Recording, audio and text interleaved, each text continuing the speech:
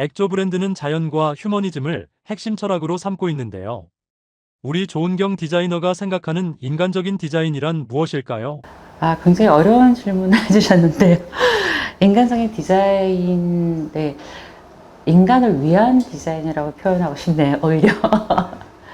어, 그러니까 모든 사람들이 좋아할 수 있는 옷을 만드는 것이 제가 하고 싶었던 일이고요.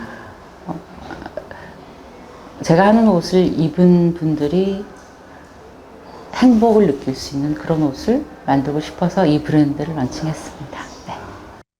처음 파리 컬렉션에 참가할 당시 아무런 자본 없이 도전했던 그 용기의 원천은 어디에서 비롯된 것이며 또 당시 가장 기억에 남는 에피소드가 있다면 공유해 주시죠.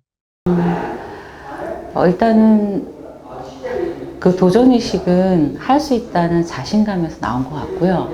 그러니까 국내에서 디자이너로 활동을 했었는데 기존의 국내 패션 전반적인 분위기가 외국의 유명한 브랜드를 카피하는 게 많았었는데 제가 디자이너를 한 4년 정도 패션 기업 일을 하면서 제가 스스로 디자인한 옷이 그래도 베스트셀러에 거의 신문에 많이 거의 나왔었기 때문에 그래서 우리도 할 수 있다. 언제까지만 우리가 외국 것을 벤치마킹 하는 건 괜찮은데 이제 너무 똑같이 어떤 한 단계, 두 단계 걸러지지 않은 채 그냥 매출을 위해서 카피를 하는 그런 문화는 없어져야 되겠다라는 생각 때문에 그런 점을 항상 생각을 했기 때문에 이제 그래도 우리가 지금 입고 있는 그러니까 한복이 아닌 옷을 그 근원지에서 공부를 해야 되겠다 생각해서 이제 유학을 결심하게 되었습니다. 사실은 그때는 제가 그 대학교 다닐 때도 사실은 세계적인 디자이너라는 얘기를 꺼낼 수가 없었습니다. 왜냐하면 아무도 그런 생각을 한 사람도 없었고, 그래서 그 말을 꺼내기가, 저의 꿈을 꺼내기는 어려웠고, 그 다음에 패션 디자이너로서 이제 기업의 그 일원이 됐을 때도 그런 말 하기가, 비웃음을 당하는 그런 상황이었기 때문에, 그런 것들이 사실은 제가 외국에서 도전을 할 수 있는 것은 단 하나, 국내에서는 그동안에 디자이너가 되려면 자기의 샵이 있어야 되고, 그러면 어느 정도 이제 자금도 있어야 되고, 그렇지만 외국에서는 자기가 생각하는 아이디어로 뭐 샘플을 한 몇십 개 만들어도 디자이너가 될 수 있는 그런 그 패션 문화가 완전히 달랐기 때문에 그래서 제가 프랑스에 도전을 하게 됐고요. 도전은 참 좋았죠. 그 용기로 이제 도전까지 했고, 다행스럽게 사실은 그때, 최고의 오다를 기록을 하면서 더 이제 자신감을 가질 수 있었습니다. 그렇지만, 그런 가장 이제 에피소드 생각나는 거는 제가 가장 행복했던 시기가 처음 프랑스에서 정말 요만한, 정말 작은 공간에서 저와 한 두 사람, 세 사람 정도의 일본 친구도 있었고, 한국에 저 후배도 있었고, 같이 모여서 첫 컬렉션 준비했을 때, 그때 제가 항상 점심을 준비해서 이제 나눠 먹으면서 즐겁게 굉장히 일을 했던 거, 그리고 어떤 때는 뭐 음악을 틀고 춤을 추면서 그렇게 굉장히 즐겁게 준비를 하다가 제가 이제 자금이 없어서 점심을 이제 준비를 못하는 상황이 됐었어요. 근데 그거를 그때 상황 굉장히 저는 힘들었는데 그때 같이 있었던 우리 친구들이 그거를 눈치를 채고 자기네들이 사와서 자기도 요리를 해줬을 때 그때 내가 정말 감동적이었다. 네, 생각합니다. 그런 에피소드가 있었어요. 네. 한국 디자이너로서 최초로 프랑스 패션지 커버를 장식하고 파리 컬렉션 스케줄, 캘린더 원에 오르는 등 남다른 이력을 갖고 계시는데 이러한 성과가 조은경 디자이너의 삶에 어떤 전환점을 가져왔나요? 제가 첫 컬렉션을 했을 때 파리 프레타포르테 컬렉션을 쇼를 하고 너무 상황이 너무 많은 분들이 좋아해 주셨기 때문에 더 용기가 생겨서 쇼도 막 하게 되고, 그 옷이 그때는 굉장히 이제 많은 분들이 좋아해 주시니까 많이 도와주셨죠. 그 프랑스 그 우리나라 분들이 아니라 이제 프랑스 분들이 많이 도와주셔서 모델도 도와주시고 뭐 메이크업 하시는 거 도와주시고 해서 그냥 얼떨결에 그냥 첫 쇼를 하면서 또 그 쇼를 보신 바이어 분들께서 또 오다를 또 많이 해주셔서, 그러면서 이제 당시 수조회 때 이제 앉을 시간이 없을 정도로 서서 그냥 오다를 받다가 보니까 이제 제 주변에 모든 분들이 둘러서서 구경을 쫙, 디자이너 플러스 뭐 포함해서 이제 바이어들 포함해서 그러다 보면 소문이 나니까 오다가 너무 넘쳐난 거죠. 그러면서 이제 그때 기자분께서 이런 일이 없었다. 그리고 바이어들도 굉장히 고급 바이어들이었기 때문에, 그래서 이제 한국 디자이너 처음으로 커버지에 제 얼굴이랑 컬렉션 사진이 이렇게 나가게 됐던 거예요. 그리고 또 그런 걸로 계기로 쇼에서도 이제 첫 공식 쇼에서도 처음으로 또 인정을 받고, 그래서 그런 사례가 없었죠. 그거는 쉽진 않거든요. 그것들이 아마 저의 노력도 있었겠지만 또 같이 또 도움을 주고 우리 주변에 다른 분들 또 잘 되기를, 뭐 액조 브랜드 잘 되면 좋겠다라고 많이 하셨기 때문에 그런 분들 도움이 있어서 그렇게 되지 않았냐. 저만의 힘으로 그렇게 된 건 아니지 않을까 싶네요. 네. 겐조, 안나수희 같은 디자이너가 우리나라에서 나오지 말란 법은 없다고 하셨는데 조은경 디자이너의 글로벌 비전과 또 K 패션의 가능성에 대한 의견에 대해서 말씀해 주세요. 제가 활동을 시작했을 때는 진짜 그런 가능성들이, 저는 자신감을 갖고 있었지만 쉽진 않았다라는 생각이 있었지만, 아직은 이제 여성복으로 글로벌화 이렇게 하는 브랜드는 없습니다. 그게 이제 제가 봤을 때는 여성복이 좀 너무나 브랜드가 많다 보니 쉽지 않다. 세계 경쟁력이, 파리에 쇼를 하는 브랜드를 봐도 여성복이 한 거의 3배 이상이 되기 때문에 그런 패션의 본고장에서 그 경쟁을 뚫고 이렇게 한 단계 한 단계 올라가는 게, 저도 정말 힘들게 많은 노력을 하고 있지만 정말 쉽지 않다. 지금도 생각이 들고요. 앞으로 K 패션은 너무나 가능성이 많다. 단지 자신감이 제일 중요하긴 한데요. 자신감만으로는 어려운 부분이 있다. 그것은 이게 K 패션이 힘이 있지만 세계를 알지 못하면 사실 그 힘이 제대로 발휘가 안 된다는 게 좀, 제가 지금까지 20년 프랑스에 있으면서 봤을 때 너무 안타까웠거든요.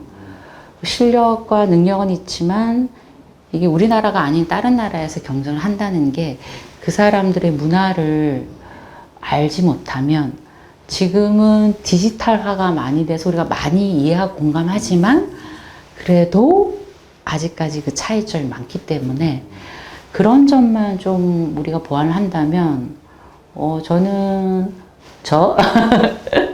제 후배들한테 엄청난 가능성이 많다고 생각합니다. K-패션, 네, 잘 될 겁니다. 네. 프랑스에서 여러 번 매장을 확장하며 지속적인 브랜드 운영을 이어오셨는데요. 유럽과 아시아, 특히 한국 시장을 바라보는 전략은 어떻게 다르게 접근하고 계신가요?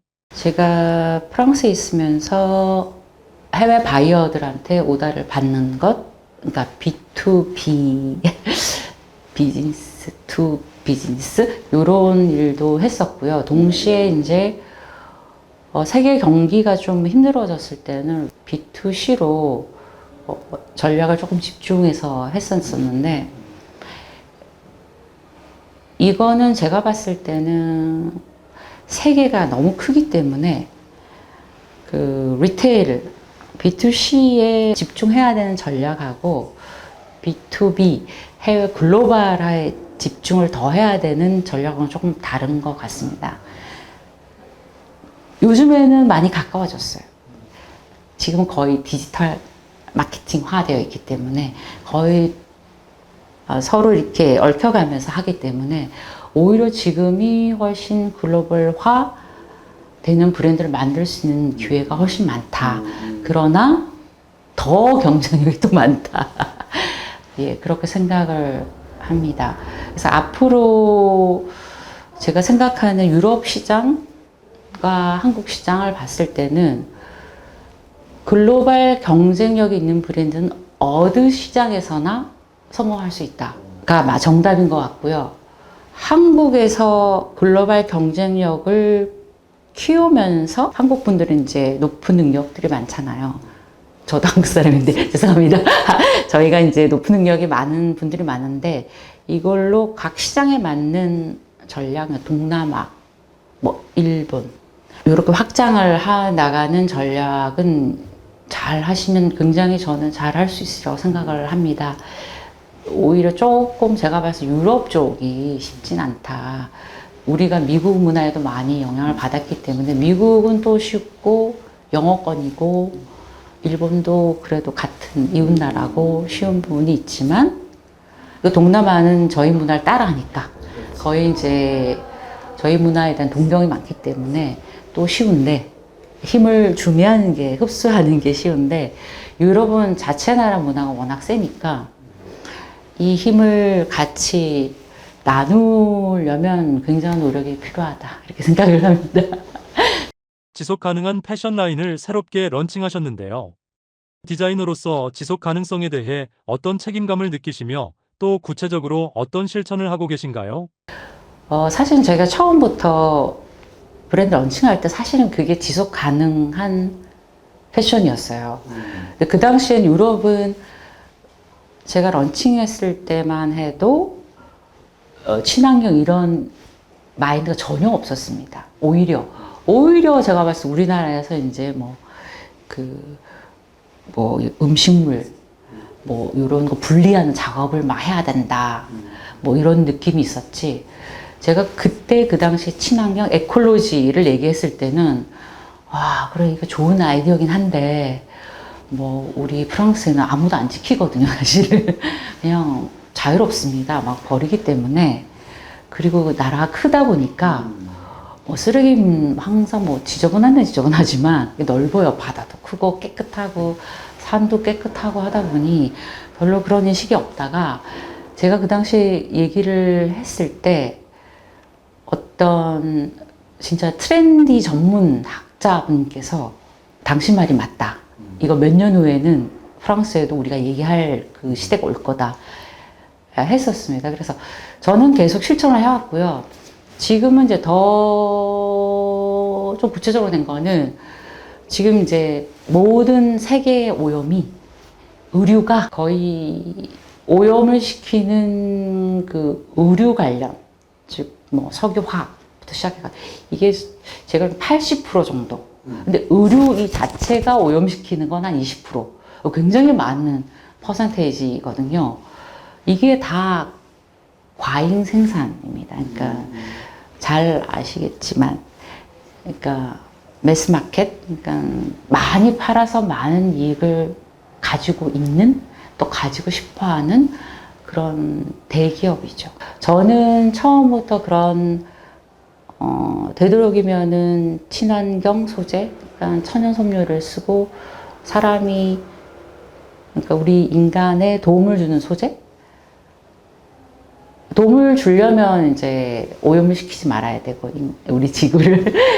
그리고 또 한 가지는, 인간의 기능에 도움을 주는 소재. 여기에는 불행하게도 신기능 소재는 다 합성입니다. 그렇지만 가난하고 또 추운 나라는 어쩔 수 없죠. 인간을 보호해야 되기 때문에 방한 제품도 나와야 되고 방수 제품 나와야 되고 발열 제품 나와야 되고 방품 제품도 나와야 되고, 그건 인간을 위한 작업이기 때문에 어쩔 수 없다고 보는데, 제가 생각하는 거는 그 외에 옷들은 되도록이면 좀 환경적인 옷, 친환경 소재로 생각을 해보는 게 어떨까 하고 제안을 해보고 싶습니다. 패션은 결국 사람의 이야기라고 말씀하셨는데 조은경 디자이너에게 옷이란 어떤 언어이며 옷을 통해서 어떤 이야기를 전하고 싶으신가요? 저희가 제 생각에는 그냥 짧은 시간에 생각을 하는 건데, 전에 제가 처음에 옷을 했을 때는 남한테 보이기 위한 옷, 과시형 옷, 그걸로 나의 위치를 어떤 포지셔닝 하는, 그래서 이제 좋은 옷도 필요하고 고급 옷도 필요하고 멋있는 옷도 필요하고 그렇게만 생각을 했다가, 지금은 이게 고급 옷이든 뭐 가격이 저렴한 옷이든 뭐 소재가 어떻든지 간에 이 옷이 자신을 제대로 표현할 수 있는 옷을 사서 입는 그런 구매 형태로 우리가 된다면 더 좋은 옷이 나올 거라고 생각을 합니다.